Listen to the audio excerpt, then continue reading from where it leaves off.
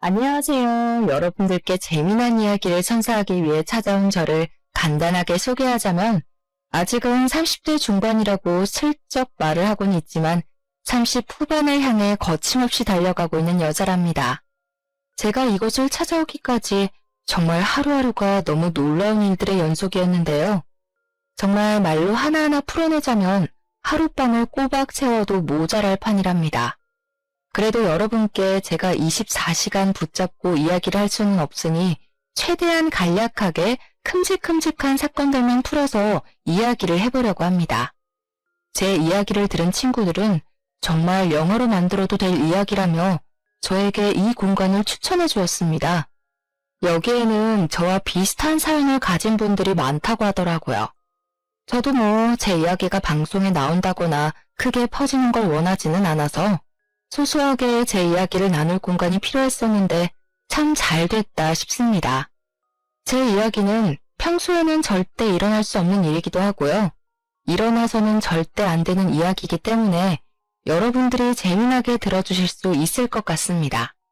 다시 생각해도 손이 부들부들 떨리는 제 소름 돋는 이야기를 여러분들께 소개하겠습니다. 충격적인 이야기니까 가슴 꼭 붙잡고 들어주시면 고맙겠습니다. 제 나이, 아직 어리다면 충분히 어리다고 할 수 있는 이제 고작 30대 후반으로 달려가고 있는 여자입니다.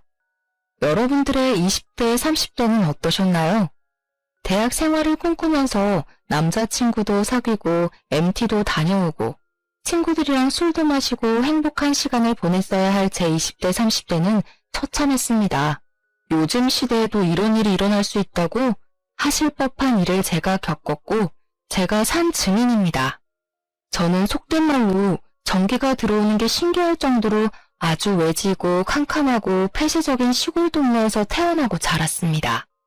마을 사람들은 몇 가구 되지 않았는데 상당히 고시식하고 옛것을 그대로 지키려고 하는 발전하지 못한 사람들이 옹기종기 모여서 자기들끼리의 터전을 구축하고 살았습니다.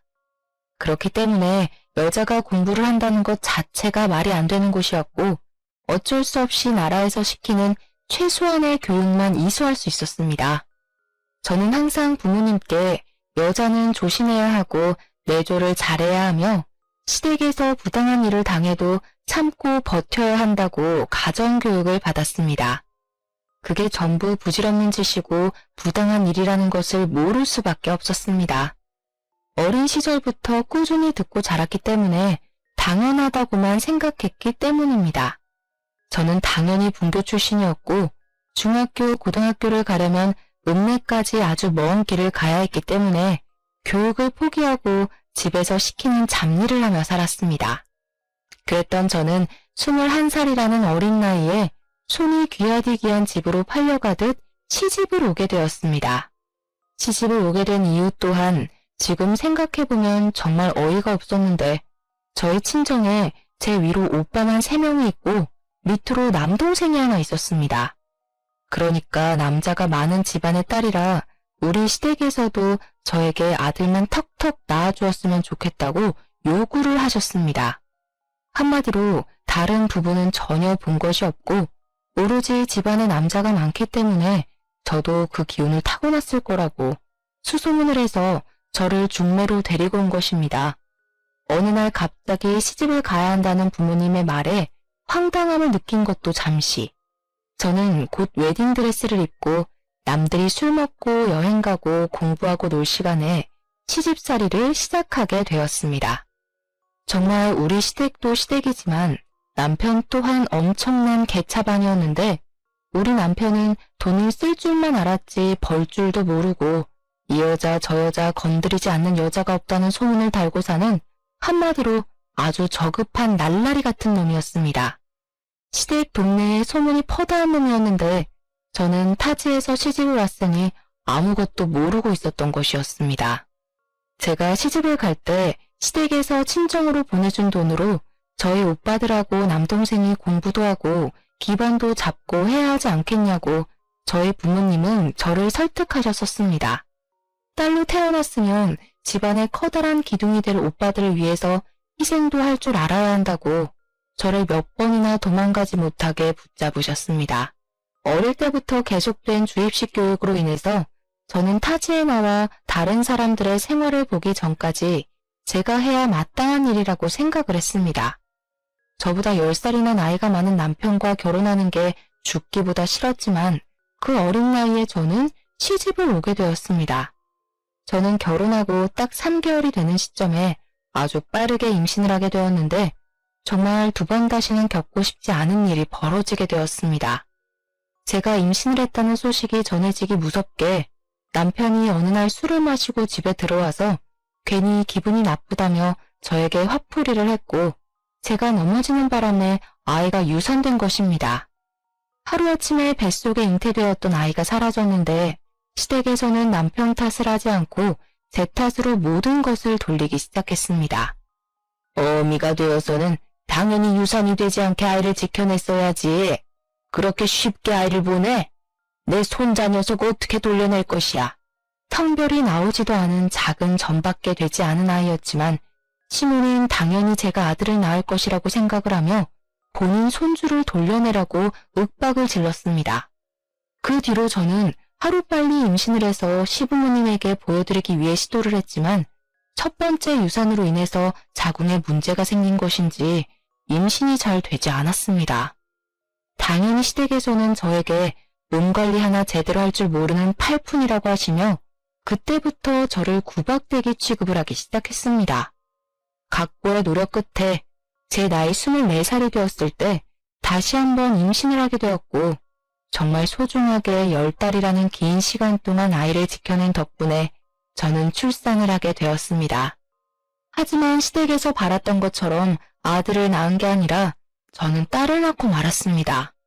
딸을 낳고 난 이후에 정말 안타깝게도 저는 자궁에 크게 문제가 생겨서 그 어린 나이에 자궁 적출 수술까지 받아야만 했습니다. 시댁에서는 청청병력 같은 소리에 머리를 싸매고 드러눕기까지 하셨습니다. 당연한 일로 저를 더 구박하고 무시하고 잡아먹고 싶어 안달난 사람처럼 굴었습니다.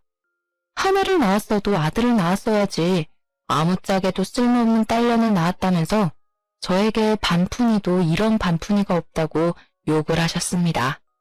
거기까지는 딸아이를 보면서 어떻게든 버텨내보려고 했지만 정말 충격적인 일이 벌어지기 시작했습니다. 저희 딸을 보면서 아들이 아니라 딸이라 쓸모가 없다며 남편까지도 저와 딸을 무시하기 시작하더니 바깥으로 나돌아다니는 게 아니겠습니까? 차라리 집에서 잔소리를 하지 않아 편하다고 생각했는데 아이가 돌이 지났을 무렵 집에 남편이 웬 여자를 데리고 들어오는 것입니다. 저는 순간 불안한 마음에 자리를 피하고 싶었지만 시부모고 남편이고 저를 불러앉혀놓고는 그 여자를 옆에 낀 남편이 자기의 내연녀라고 당당하게 말을 하더라고요. 저에게 들킨 것도 아니고 당당하게 남편이 먼저 자신의 내연녀라고 소개를 하다니 너무 황당해서 아무런 소리도 내지 못하고 부들부들 떨었습니다.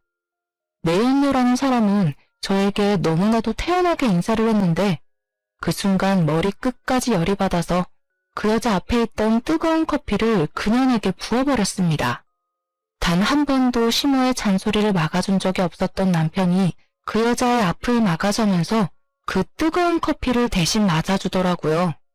당연히 시부모는 저에게 제정신이냐고 소리를 지르고 난리를 쳤지만 저는 그 무엇보다 남편이 그 여자를 감싸주기 위해 커피를 대신 맞아주었다는 게 더 충격적이었습니다.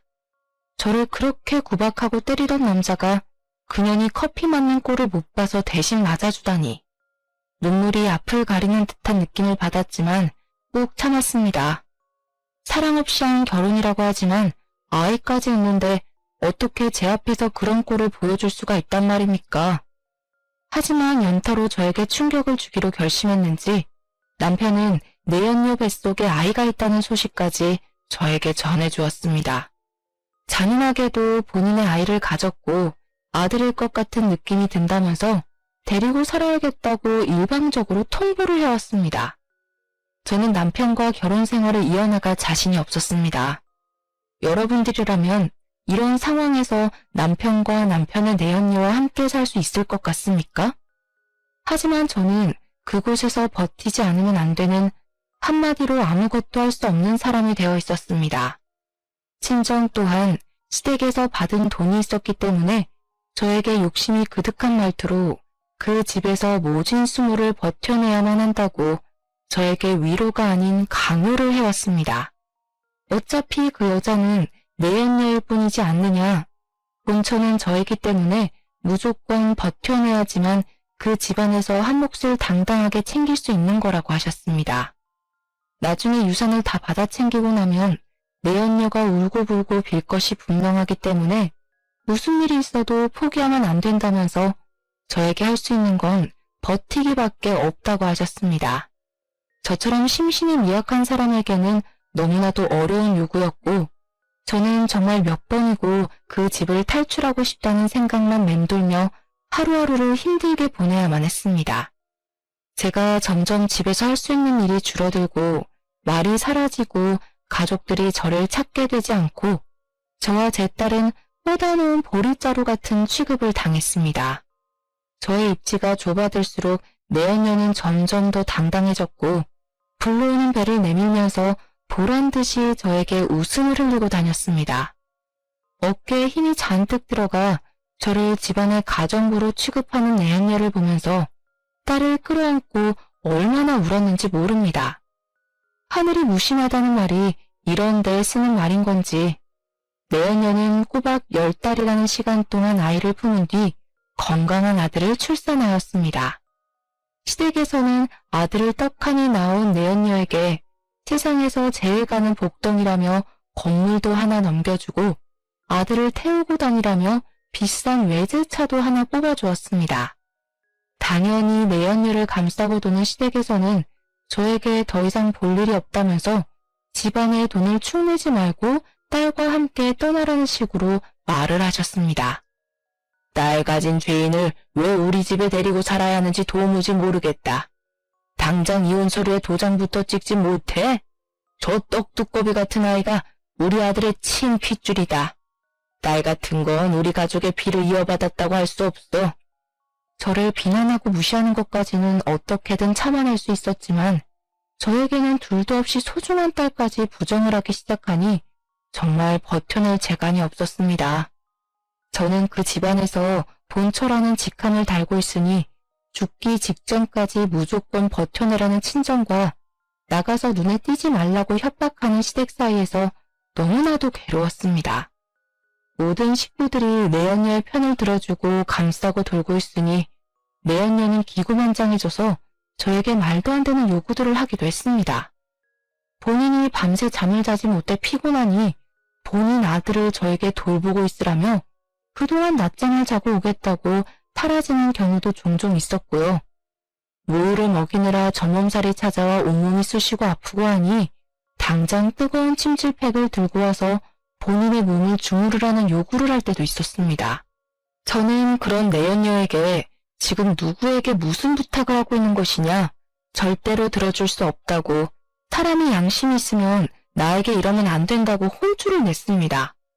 물론 제가 생각했을 땐 본처로서 당연히 할 수 있는 말이라고 생각했으나 시댁의 입장에서는 제가 엄한 사람을 혼낸 것이라 취급을 하더라고요. 네가 지금 떡두꺼비 같은 손주를 낳은 우리 며느리에게 난리를 쳤다는 게 진짜냐? 몸이 아프다는 애를 주물러 주지도 못할 망정 싫은 소리를 해? 어머님, 제가 왜 남편의 내연녀의 수발을 들어야 하나요? 저렇게 뻔뻔하게 나오는데 제가 왜 그래야 하냐고요. 네가 우리 집에서 하는 일이 뭐야? 맨 밥이나 축내고 네 딸도 꼴도 보기 싫어 죽겠는데 억울하면 아들을 떡하니 낳았어야지. 다 네가 해야 할 일을 제대로 하지 못해서 생긴 일 아니냐. 적어도 우리 집 대를 끊어놓을 위기에 처했으면 눈치라도 보고 며느리에게 감사해야지. 도대체 누가 며느린데요? 시끄러. 너만 사라지면 저 아이가 우리 집 며느리가 될 아이야. 억지로 쫓아내지 않고 네 발로 스스로 나갈 때까지 기다려주고 있다는 걸 왜 모르니? 그날 이후 시댁에서는 아예 저에게 보이는 적대감을 갈무리하지 않으려고 했고 오히려 더 드러내면서 저에게 눈치를 주고 나가라는 식으로 말을 했습니다. 하루 종일 붙어 있어야 하는 시댁 식구들에게 매일같이 혼쭐이 나고 눈치를 살펴야 하니 제 신경이 얼마나 쇠약해져 갔겠습니까? 눈치도 없는 년. 너는 아무짝에도 쓸모없는 년이야. 이 정도 했으면 알아듣고 짐 싸서 나가야 하는 거 아니니? 오갈 곳 없는 고아라서 그런 거 아니에요? 어머, 이렇게 구박을 받으면서까지 여기서 버텨내야 하다니 정말 안 됐어요. 안 되긴 뭐가 안 돼. 그러길래 애초에 사근사근하고 아들만 턱턱 낳아왔으면 이럴 일이 있었겠어? 일부러 아들만 가득한 집 처녀를 데리고 왔더니 너도 그렇고 너네 친정집도 그렇고 네가 낳은 그 하찮은 딸려내게까지 들어가는 돈이 아까우니 당장 이혼을 하고 나갔으면 좋겠구나.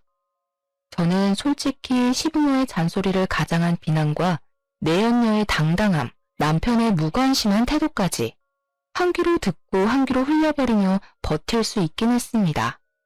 제가 이 상태로 친정으로 돌아가 봐야 친정에서도 똑같은 취급을 당할 게 뻔했고 그럴 바에는 차라리 돈이 있는 시댁에서 버티는 게 낫다고 생각은 했으니까요. 우리 딸만 모르게 우리 딸이 듣지만 않게 행동하고 내가 이 치사한 모든 일과 부당한 모든 사건을 감내하면 된다고 생각을 했습니다. 하지만 제가 버티지 못한 결정적인 이유는 우리 딸과 내연녀의 아들을 너무나도 대놓고 차별하는 행동이 매일같이 이어졌기 때문이었습니다. 저한테 못되게 구는 건 머리로 이해하려 애를 썼는데 아무 죄가 없는 우리 딸에게 난리를 치니 정신이 빠져나가더라고요. 우리 아기가 얼마나 억울한 인생을 살아갈지 눈물이 앞을 가려 결국에는 제 입으로 시댁 식구들에게 이야기를 하게 되었습니다. 이혼, 그렇게 원하시면 제가 해드릴 테니 위자료를 주셨으면 좋겠습니다. 결국 돈, 아주 거지 같은 집안에서 자란 년 아니랄까봐 돈부터 이야기하는구나. 좋다. 우리가 위자료로 5천만 원 쥐어주마. 이 정도면 네가 해온 짓에 비해 아주 후하게 쳐주는 것 같으니 잘된 것 아니니? 5천만 원이라뇨. 적어도 저와 제 딸이 살 수 있는 집을 구할 돈은 마련을 해주셔야죠. 내연녀에게는 아들 낳았다고 오피스텔도 하나 주셨잖아요.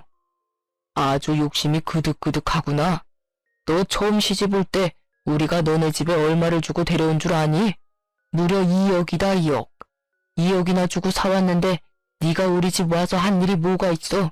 가정부보다 못한 주제에. 친정에 가서 그 돈 달라고 해. 그러면서 저에게 당장 친정으로 돌아가서 친정에 발붙이고 살라고 하더라고요. 저는 졸지에 짐도 제대로 챙기지 못하고 친정으로 가게 되었습니다. 하지만 제가 이혼을 했다고 친정에 이야기를 하자 친정에서도 돈이 되지 않는 계집이라며 저를 무시하고 모른 척을 하는 것이 아니겠습니까?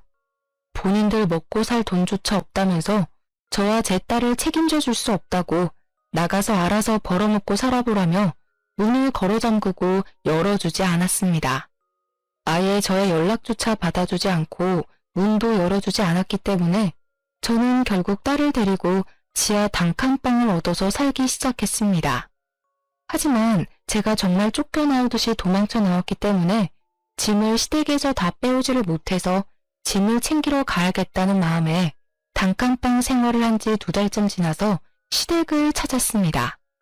거기다가 남편이랑 마주치게 되면 우리 아이도 당신의 아이이니 양육비를 지급해달라는 이야기를 꼭 하고 싶어서 당당하게 찾아갔습니다. 그때 제 나이가 벌써 시집 온 지 7년이라는 시간이 흘러 28살이 되었을 텐데 저도 어디서 주워들은 건 있지 않겠습니까? 아이의 아버지가 남편으로 되어 있다는 것은 변함없는 사실이기에 남편이 아이의 양육비를 지급해야 하는 것 또한 불변의 진리였습니다. 아무튼 시댁에 찾아갔는데 집이 초상집 분위기나 다름없는 것이 아니겠습니까? 이게 다 무슨 일인가 싶어서 두리번거렸습니다. 저와 오랜 시간 함께했던 일하시는 아주머니께서 저를 발견하시고는 놀라서 여기는 무슨 일로 왔냐고 물어보시더라고요. 저는 짐을 가지러 왔고 남편을 잠깐 만나고 싶다고 이야기를 했더니 일하시는 분이 글쎄 우리 시부모가 갑자기 죽어버렸다고 말을 해주는 것이 아니겠습니까? 갑자기 죽었다고요? 왜요? 자세한 건 글쎄 저도 잘 모르겠는데 두 분이 볼일을 보러 차를 타고 나가셨는데 차량 브레이크가 고장이 났대요. 그렇게 사람 못되게 굴고 욕심 잔뜩 부리시더니 너무 허망하게 가셨지 뭐예요. 저는 솔직히 시부모가 한날 한시에 죽었다는 것이 충격으로 다가오기보다는 통쾌하다는 생각이 먼저 들었습니다. 조강지처인 저를 그렇게 모질게 내치더니 아주 벌받았구나 싶었습니다. 저는 시댁에서 제 짐을 빼오려고 했지만 일하시는 아주머니께서 저에게 말씀하시기를 남편이 제가 찾아오거나 물건을 가져가라고 하면 절대로 주지 말라고 했다는 겁니다. 자기도 고용이 된 입장이라서 무시할 수가 없다고 이만 돌아가 달라고 말을 하는데 아주머니 입장도 있으니까 제가 물러서게 되더라고요. 결국 남편이 있을 때 다시 오겠다고 생각을 하며 시댁에서 나와 멀어지는데 시부모가 죽었다고 한 그 말이 자꾸 귀에 맴도는 게 아니겠습니까? 정말 욕심이 그득한 인간들이라 벽에 똥칠을 할 때까지 살 것이 분명하다고 생각을 했는데 허망하게 죽어버렸다고 하니 자꾸 그 꼴이 궁금하더라고요. 그렇게 부모 품에 쌓여 살던 남편이 어떤 모습으로 초상을 치르고 있을지 내연녀는 정말 시부모의 사랑을 잔뜩 받아 얼마나 더 기고만장해졌는지 그 잠깐 사이에 그 둘의 사이가 돈독해졌는지 궁금해서 저는 장례식장을 찾아가기로 결심했습니다. 장례식장에 정말 남편이랑 내연녀 아들이 셋이서 상복을 입고 시부모님 영정사진 앞에 떡하니 있더라고요. 저는 당당하게 조문을 했습니다. 내연녀 아들은 돌쟁이 아기였는데도 그 자리에 같이 있는 걸 보니 당당하게 아들을 낳았다는 걸 친척들에게 과시하고 싶어하는 것 같았습니다. 저도 보란듯이 조문을 하자 내연녀가 저를 표독스럽게 째려보면서 제 팔을 딱 잡는 게 아니겠습니까? 저는 그 팔을 뿌리치고 일부러 시부모 영정사진 앞에 국화꽃을 두었습니다. 여기가 어디라고 찾아와요? 본처를 밀어내고 앉은 후처가 아주 말이 많네. 제가 일부러 사람들 들으라는 듯이 딱딱하게 큰 소리로 이야기를 하니 내연녀가 흠칫하면서 주위 사람들의 시선을 의식하고 이를 악물더라고요.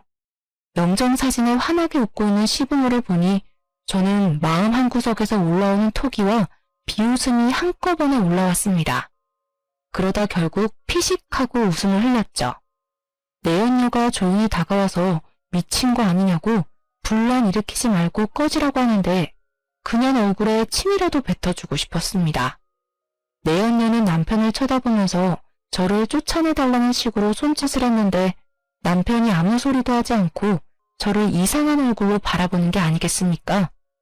미련이 남아서 그렇게 보는 것 같아 보이진 않았는데 뭔가 하고 싶은 말이 잔뜩 있는 사람처럼 저를 쳐다보고 있었습니다. 저도 남편의 얼굴을 바라보는데 그 순간 이상한 낌새를 눈치챈 건지 내연녀가 저에게 와서 조문을 했으면 이제 그만 가보라고 밀어내더라고요. 아무래도 사람들의 시선이 집중이 되고 흥미진진한 눈들로 귀를 쫑긋하고 있으니 본인이 쪽팔린 줄은 알았나 봅니다. 자꾸 등을 떠밀면서 본인들 행복하게 잘 살고 있으니까 뒤흔들 생각하지 말고 동정심 얻을 생각하지 말라고 외치는데 더러워서 장례식장을 나왔습니다. 저는 남편의 마지막 표정이 자꾸 마음에 걸려서 남편과 대화를 해봐야겠다고 생각을 하긴 했지만 쉽지 않더라고요. 내연녀가 아무래도 남편의 바람길을 불안해하는 건지 철벽을 치면서 저와 연락이 닿지 않도록 가전수를 다 쓰고 있었기 때문에 남편과 연락을 할 방법을 찾지 못했습니다. 저는 결국 그 복잡 미묘한 표정을 뒤로하고 남편과 시댁 쪽에는 모든 관심과 연락을 끊고 홀로 서기를 시작했습니다. 그렇게 7년이라는 세월이 흐르는 동안 정말 아이를 키워내기 위해 저는 안 해본 일이 없을 정도로 많은 고생을 했습니다.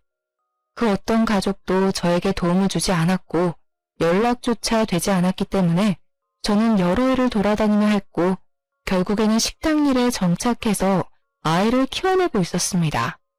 식당 사장님 부부가 너무나도 좋으신 분들이라 저의 모든 사정을 듣고 눈물을 지으며 저를 배려해 주셨고 덕분에 편하게 일을 할 수 있게 되었습니다. 일에 적응도 완벽하게 하고 식당 사장님 부부의 일을 도와 열심히 일을 하고 있던 어느 날 휴대폰으로 모르는 번호로 문자 하나가 도착했더라고요. 저는 문자의 내용을 보고 너무나도 놀라서 헉소리를 내고 말았습니다.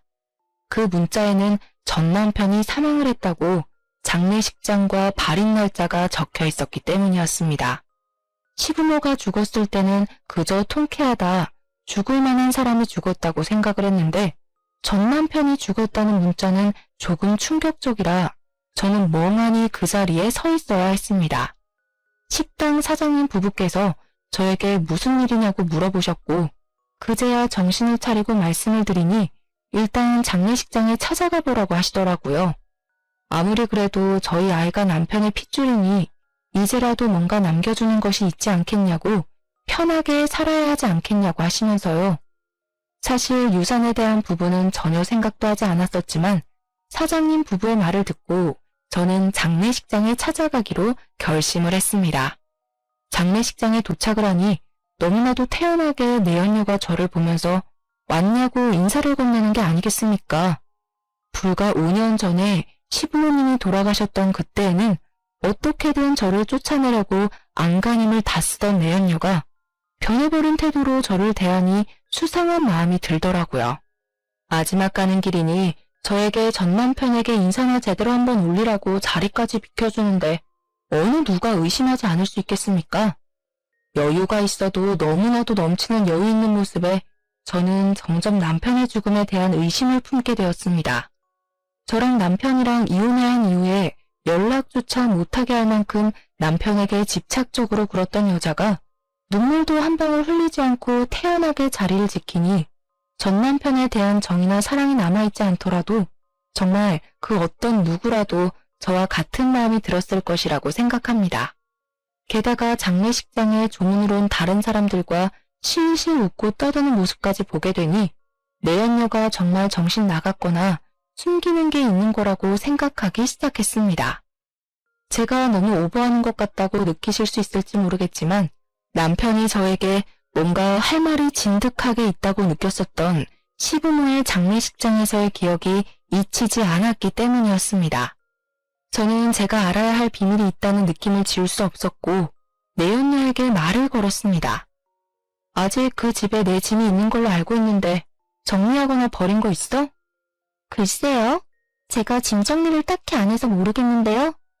거기에 우리 친정 부모님께서 주신 나에게는 아주 귀한 물건이 있으니 그 물건만 찾아오게 해줬으면 좋겠네. 그동안은 집에 발도 디디지 못하게 했잖아. 아직 있을지 모르겠지만 그럼 와서 찾아가세요. 내연녀는 남편이 죽은 뒤 저에 대한 경계심을 완전히 풀어낸 듯 했습니다. 조금만 생각해보면 저희 친정에 저에게 귀한 물건을 줄 리가 없다는 게 떠올랐을지도 모르죠. 하지만 저는 장례식 중간에 남편의 집을 찾아가 집을 뒤지기 시작했습니다.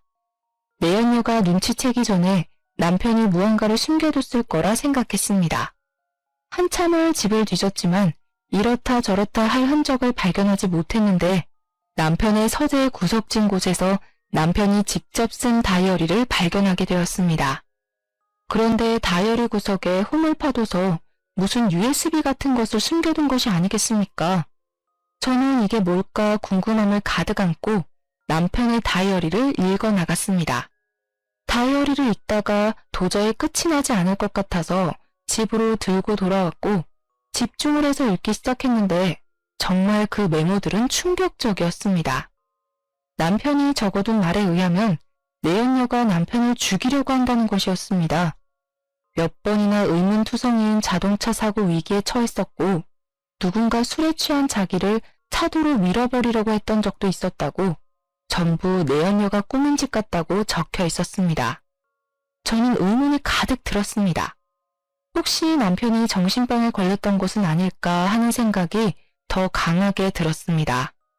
남편에게 그렇게 집착을 했던 내연녀가 갑자기 왜 남편을 죽이려고 든단 말입니까? 남편과 함께 있으면 평생 돈 걱정도 없이 살 수 있었을 텐데요. 그리고 몰래 숨겨두었던 그 USB 안에도 어떤 자료들이 들어있을지 궁금해졌습니다. 저는 이 내용들을 혼자 감당해서는 안 된다고 생각했습니다. 그 이유는 당연히 남편이 죽은 사람이 되었기 때문이었습니다. 저는 혹시 모를 상황을 대비해서 장례식장으로 다시 돌아가게 되었는데 경찰과 내연녀가 실랑이를 벌이고 있는 모습을 목격하게 되었습니다. 사건을 정확하게 파악을 하려면 부검을 진행하는 것이 좋겠습니다.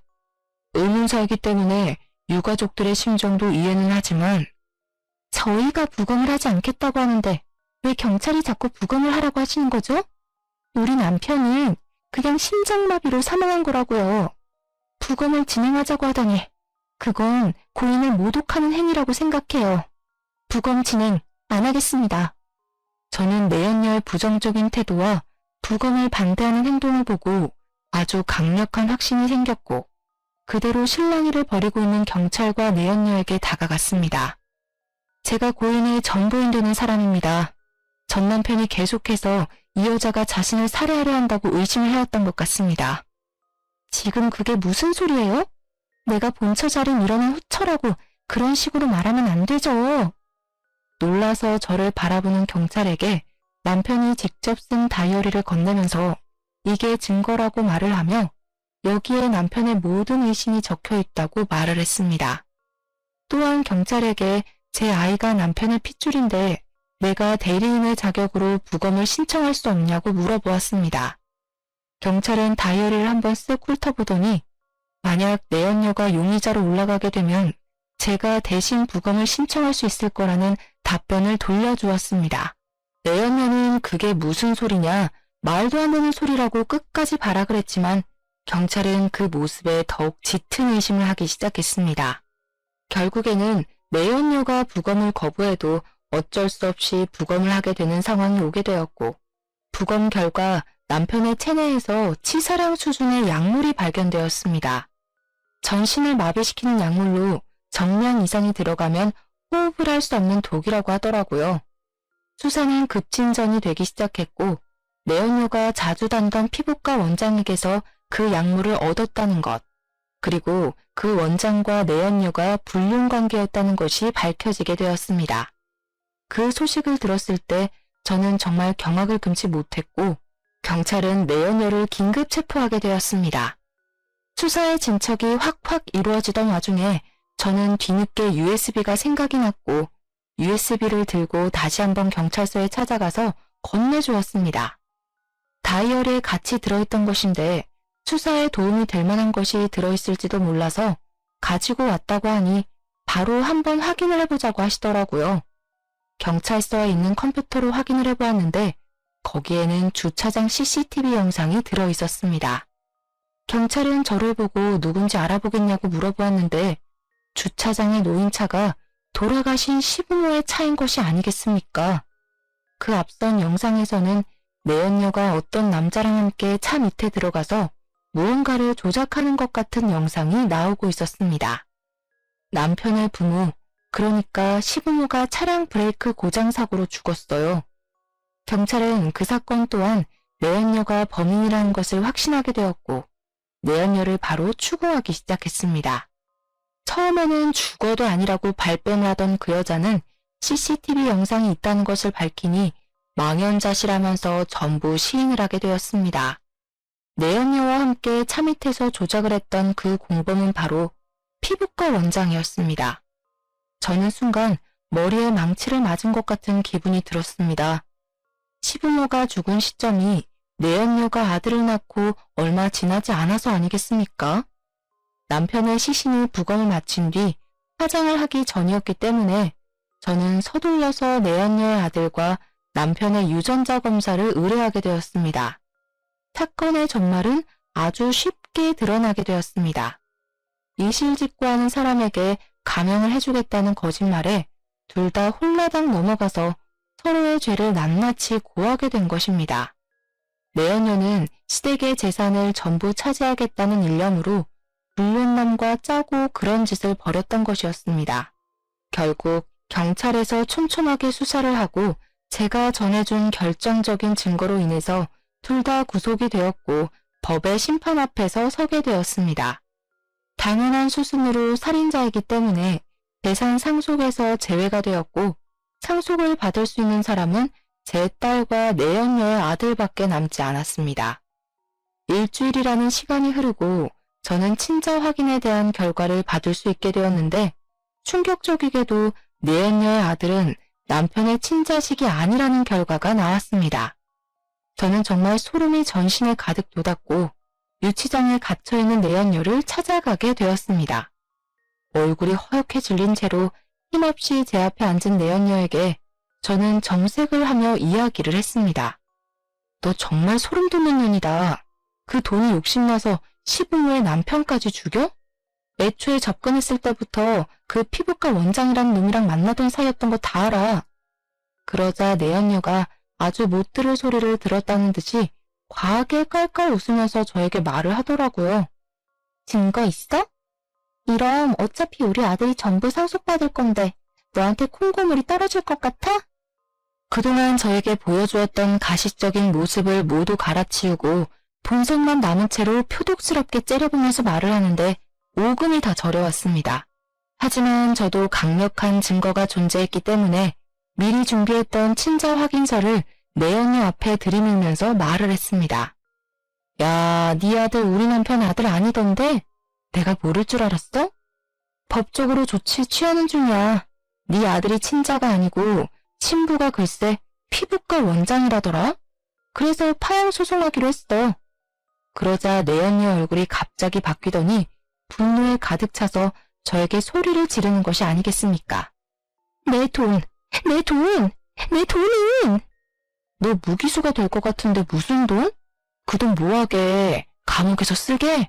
그 말이 끝나기 무섭게 내연녀가 벌벌 떨면서 갑자기 제 앞에 무릎을 꿇고는 형님 한 번만 봐주세요.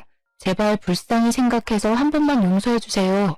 하고 울면서 비는 게 아니겠습니까? 제가 그동안 다 잘못했어요. 제발요. 저에게 유능한 변호사 하나만 붙여주세요. 제가 재산은 절대 탐내지 않을게요.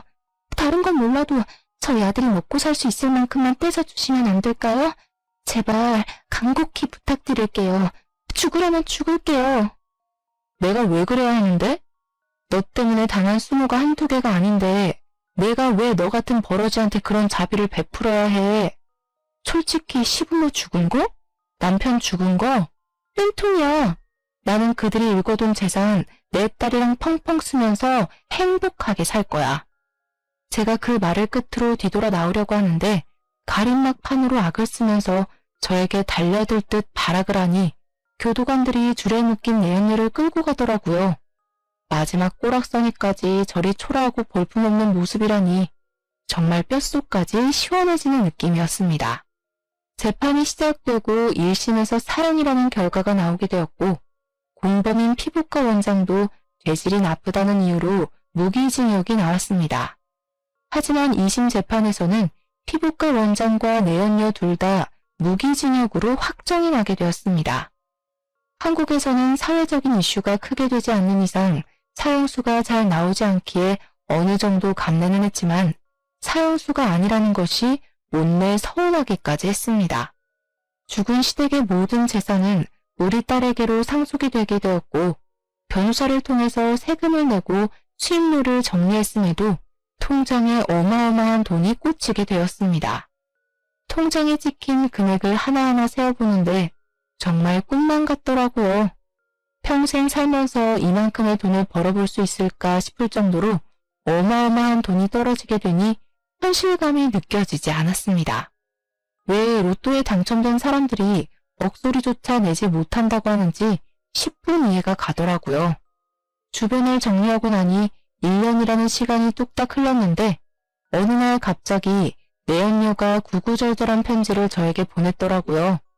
자기를 용서해줄 생각은 없냐? 감옥 생활이 너무 힘들다고 차라리 죽고 싶은데 감시가 심해서 죽을 수도 없다고 말입니다. 저는 당연히 그 편지를 다 읽고 박박 찢어버렸습니다. 제가 왜 그런 정신나간 놈들을 너그러운 마음으로 용서를 해줘야 한단 말입니까? 세월이 빠르게 흐른다지만 다시 오롯이 저에게 집중할 수 있는 시간이 되니 제 나이가 고작 36살밖에 먹지 않았더라고요. 아직 제 나이가 너무 창창하지 않겠습니까? 이 돈으로 평생 우리 딸과 놀고 먹어야겠다 다짐을 했는데 저희 친정에서 이 모든 소식을 듣고 저를 찾아온 것입니다. 정말 돈 냄새를 어찌 그리 기가 막히게 맡는 건지 분명히 저를 모질게 쫓아냈던 사람들이 이제 와서 저에게 빌붙으려고 하니 제가 받아주고 싶겠습니까? 우리 딸과 제가 힘들게 살아왔던 10년이 가까운 그 시간 동안 아무런 힘도 편도 들어주지 않았던 사람들에게 제가 왜 자비를 베풀어야 할까요? 나 사업하게 돈을 좀 빌려줬으면 좋겠는데 이야기 들어보니까 평생 펑펑 써도 남을 만큼의 돈이 들어왔다며? 나도 우리 딸 덕에 돈 좀 써가면서 호강해보자. 이런 게 효도니 효도가 별거냐? 응?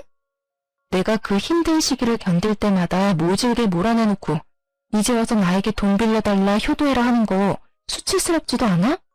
내가 한 번만 도와달라고 우리 딸이랑 나랑 오갈 데가 없다고 했을 때 대문 빗장까지 걸어 잠근 사람들이 누구야? 바로 당신들이야. 그 외진 시골까지 쫓아가서 살려달라고 빌었을 때 나를 밀어낸 게 당신들이면서 이제 와서 뭐가 어쩌고 어째? 그날 이후에 나는 당신들과의 모든 인연을 정리하기로 마음먹었고 그 마음 지금도 변치 않아. 당장 내 집에서 꺼져. 인연이? 키워준 값도 모르고 배은망덕하게?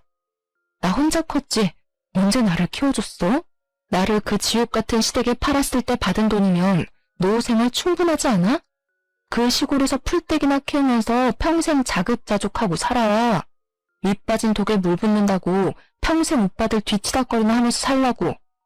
하지만 그들의 집착은 끝이 없었고 저는 결국 친정 식구들과 자꾸만 저에게 편지를 보내오는 내연녀를 피해 딸과 함께 이민을 가기로 결정했습니다.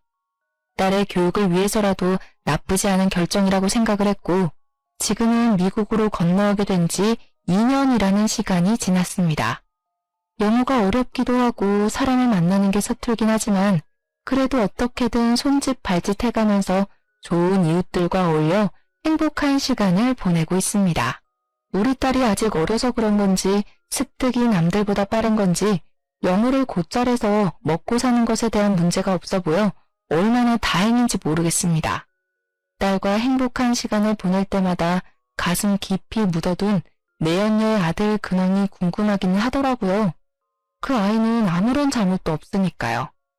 한국으로 수소문을 해보니 부모가 없어 보육시설에 들어가게 된 것 같았습니다. 부모를 잘못 만난 탓에 고생을 하고 있는 게 참 안쓰럽기도 했고요. 그래서 저는 티나게 도움을 주고 싶진 않지만 모른 척 할 수만은 없어서 그 보육시설에 1년에 한 번 크게 기부를 하고 있습니다. 비단 전 남편의 아들을 위해서뿐만이 아니라 다른 아이들을 위해서라도 이런 기부는 꼭 필요하다고 생각을 했기 때문이었습니다. 저는 우리 딸이랑 방학에는 다른 주로 여행을 가기도 하고 취미로 골프도 치고 평생 해보지 못했던 저 자신을 꾸미며 살고 있습니다. 이제 막 40살이 다가오고 있긴 하지만 100세 시대인 만큼 제가 아직 창창하다는 생각을 버릴 수가 없더라고요. 비록 너무 많은 일을 겪고 난 이후라 제 마음이 폭삭 사가버리긴 했지만 지나간 청춘은 지금부터 다시 쌓으면 된다고 생각합니다. 우리 딸의 말처럼 연애도 하고 새로운 사람들과 어울려 지내면서 앞으로도 딸과 함께 행복한 시간을 보낼 예정입니다. 역시 돈이 있으니까 사람의 마음에 여유라는 것이 생기는 것 같습니다. 사람은 너무 욕심 부리지 말고 주어진 환경에 만족하며 사는 것도 아주 중요한 요소인 것 같습니다. 욕심을 부리다가 무기징역으로 평생을 감옥에서 살게 된 내연녀에게 이 사연을 듣진 못하겠지만 평생 속죄하면서 살길 바란다는 메시지를 주고 싶네요. 마지막까지 제 이야기를 들어주신 여러분께도 행복과 행운이 가득한 앞으로의 인생이 기다리고 있다는 것을 알려드리며 글을 마치겠습니다. 정말로 감사합니다.